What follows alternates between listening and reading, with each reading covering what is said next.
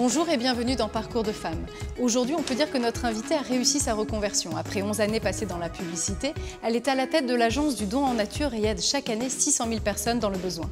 Pour comprendre ce généreux parcours, nous allons remonter le temps avec notre invitée, Stéphanie Goujon.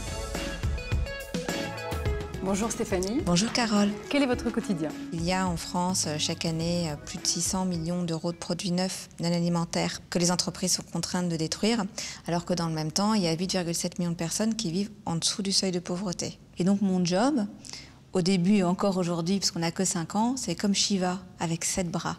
C'est d'aller chercher ces produits invendus auprès des entreprises, qui sont des produits de belle qualité, des lessives, des savons, des fournitures scolaires, des vêtements. Il faut aller chercher des partenaires, il faut aller mettre en place la logistique, aller identifier les associations de lutte contre l'exclusion partout en France, à qui on va redonner ces produits. Comment vous êtes arrivée dans cette aventure solidaire? La trentaine venue, après la naissance de ma petite fille, j'avais un petit peu envie de reprendre en main mon destin.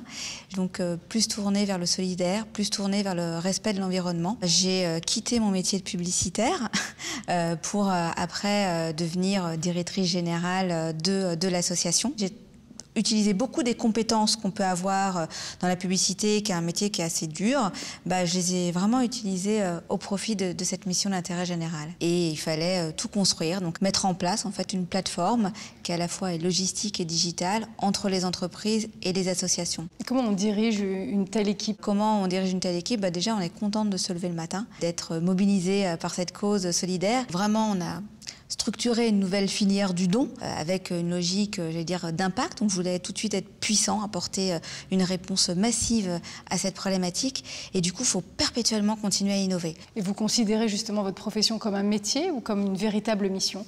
Oui, il y a une mission, c'est sûr. On se vit un peu comme un commando parce que moi, je peux pas entendre des chiffres comme 2 millions d'enfants en dessous du seuil de pauvreté en France. Ça me hérisse, c'est pas possible. Donc, faut y aller. Moi, je suis très cartésienne et je me dis, mais quand je sais qu'il y a des produits qui pourraient aller à ces enfants, qui sont des beaux produits comme des jouets pour Noël, bien sûr, faut y aller. Et puis, c'est un métier parce que on le fait de manière professionnelle. Alors aujourd'hui, vous aidez près de 600 000 personnes chaque année. Quels sont vos futurs défis? On a des opérations qui vont être plus spécifiques auprès des femmes touchées en période de crise. On fait différentes choses avec elles, bien sûr de la redistribution de produits, mais on a voulu accompagner cette action par la mise en place d'ateliers qui vont être des ateliers autour de l'estime de soi, socio-esthétique, maquillage, relooking, pour leur redonner un petit peu confiance dans la posture, dans la réappropriation de leur image. Et puis il y a aussi des ateliers de coaching, de remobilisation vers l'emploi. Vous avez eu plusieurs récompenses et distinctions. Est-ce qu'on est fier? C'est agréable d'avoir ces coups de projecteur, d'avoir des gens qui reconnaissent votre action et ça donne effectivement de la fierté, ça donne aussi de l'énergie pour continuer et puis c'est une reconnaissance globale pour toute une équipe. Je ne le prends pas que pour moi parce que l'association c'est une démarche collective bien sûr. Est-ce que le fait d'être une femme est une force pour convaincre? Ça peut être un atout parce que on peut arriver sur des sujets comme la lutte contre l'exclusion à allier de la conviction mais aussi de la douceur. Donc en cela, ça peut être un petit avantage.